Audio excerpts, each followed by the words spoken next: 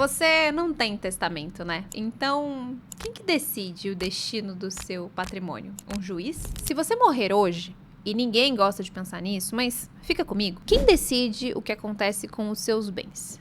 Se a resposta não for um eu já decidi, então você pode acabar na mão de um juiz que nem te conhece. Eu sou Giovana Naia, advogada tributarista, sócia da Togaut Group, e eu vou te mostrar por que um testamento é a ferramenta mais poderosa e uma das mais ignoradas do planejamento patrimonial no Brasil. Mas entre nós, ela é ignorada por nós, investidores menores, empresários menores. Porque as grandes fortunas, os grandes patrimônios no Brasil e no mundo, todos eles possuem um testamento para chamar de seu. Sem testamento, a sua sucessão segue no piloto automático. O Código Civil define quem herda, quanto herda e em que ordem. Você não opina, sua família não opina, a lei, o Estado decide. E na prática, funciona assim.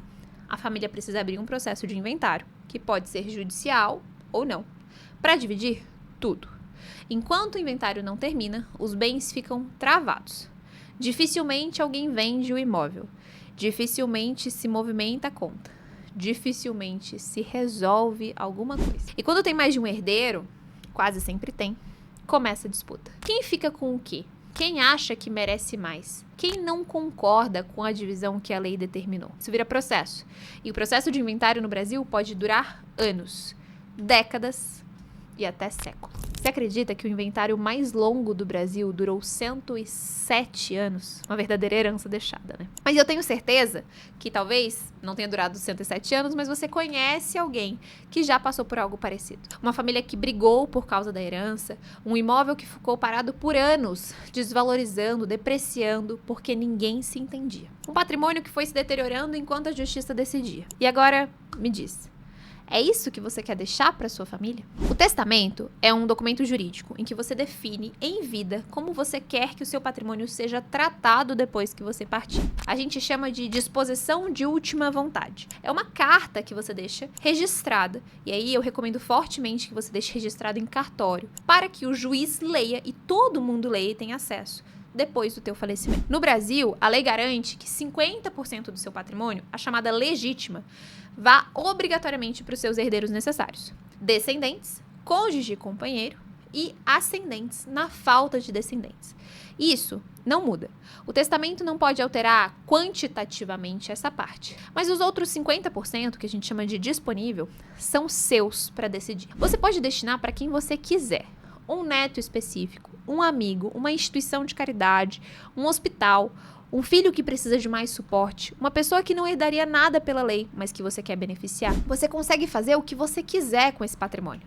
Eu brinco com os clientes até para deixar para advogada. E assim, você dispõe quantitativamente do teu patrimônio. 50% precisa ir para os seus herdeiros necessários, 50% você faz o que você quiser. E sobre esses 50% que precisam ir para os seus herdeiros necessários, que a gente chama de legítima, o testamento organiza. Você pode indicar qual bem vai para qual herdeiro. O apartamento para um, a casa de praia para outro, a empresa para o terceiro. Sem testamento, tudo vira um bolo só e os herdeiros precisam ou negociar entre si, o que quase sempre gera conflito, ou cada um sai com um pedaço de cada coisa. Imagine você, por exemplo, que tem um filho que mora em uma casa que está no seu nome. Ou se você é o filho que mora na casa que está no nome do seu pai. No falecimento, sem um testamento, sem um planejamento sucessório, essa casa pode ser dividida em 2, 3, 4, 5, um pedaço para cada irmão. É algo que com certeza você não quer passar por isso. Ah, e tem mais. Com o testamento, você pode nomear um tutor para os seus filhos menores. Pode definir quem administra o bem até que eles atinjam a maioridade. Pode estabelecer cláusulas que tragam esse desenho de proteção. Proteger o que você deixa por quem você está deixando. Então, por exemplo, se você tem um cenário de divórcio e você não confia numa relação financeira com o seu ex-cônjuge ou companheiro, que é pai ou mãe dos seus filhos, você consegue destinar o patrimônio para as crianças, ainda que a administração, enquanto menores de idade eles forem, fique para outra pessoa. Um cunhado, um amigo, um irmão. Alguém que você tem uma relação de confiança financeira melhor do que aquela pessoa que vai manter e vai de fato manter a guarda daquela criança. Outra vantagem excepcional é que o testamento ele é revogável. Mudou de ideia? Mudou a vida? Tem outro filho? Casou de novo? Faz outro.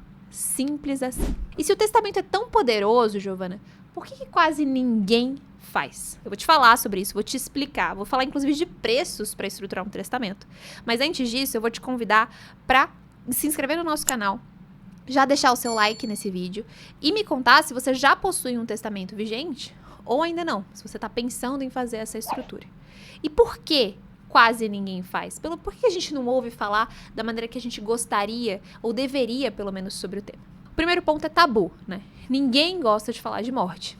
E eu entendo. Falar sobre a morte é reconhecer a nossa inegável finitude. Mas planejamento sucessório não é sobre morte, é sobre decisão. Inclusive é sobre vida, porque é sobre quem fica. É sobre você escolher e não deixar que um juiz escolha por você. O segundo ponto é desinformação. Muita gente acha que testamento é coisa de milionário. Não é. Se você tem um apartamento, um carro, aplicação financeira, você já tem motivo para fazer. Porque sem testamento, até esse patrimônio simples pode virar uma baita de uma dor de cabeça para sua família. O terceiro ponto é a falsa sensação de que ainda tem tempo. Mas a verdade é que ninguém planeja o imprevisto. E quando ele acontece, a família herda o problema junto com o patrimônio. Uma pesquisa do Datafolha com Planejar, feita em 2025, mostrou que apenas 6% dos brasileiros já buscaram orientação profissional sobre finanças e sucessão. 6%. Isso quer dizer que 94% das famílias brasileiras vão enfrentar a sucessão sem nenhum tipo de preparo. Não é algo que eu recomendo.